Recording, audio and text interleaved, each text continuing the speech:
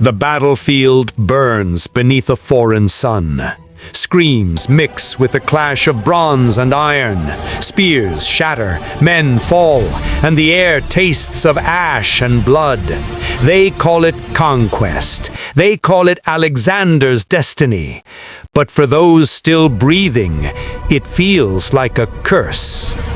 What happens when the war ends, but the soldiers can't? When the invincible army of Alexander limps home across deserts and mountains, their eyes hollow, their faith gone. History remembers Alexander as divine, but the men who carried his empire on their backs paid for that divinity in blood and madness. They had crossed half the known world, from Greece to India, but some part of them never made it back. Macedonian warfare was relentless. The phalanx formation left little room for retreat, and wounds were brutal: shattered ribs, torn muscles, broken jaws. The surgeons of the time worked fast and rough, cauterizing flesh with iron or crushing bones back into place. For every victory carved into stone, hundreds of men bled in silence on the ground. The campaign didn't stop for the wounded. They were dragged in wagons, miles through dust and fever. Some prayed for death, others simply stopped speaking. But not every scar was visible. Veterans who survived years of killing found themselves haunted by sounds no one else could hear. The clang of unseen swords, the cries of men they'd slain. They woke screaming in the night, reaching for weapons that weren't there.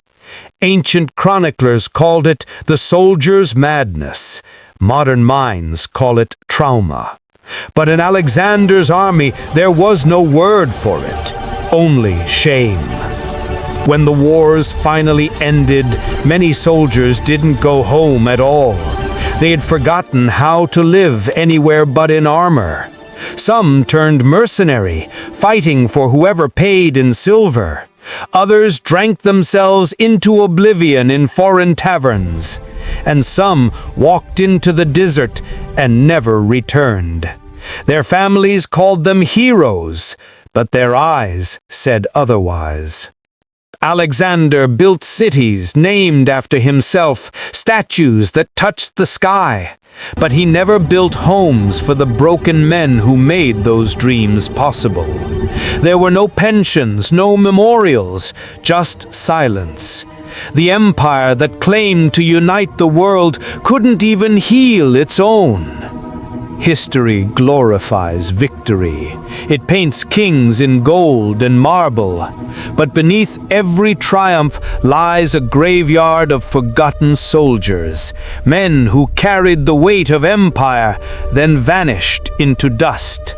Alexander conquered the world, they say, but ask the men who followed him, and they might tell you the world conquered them first.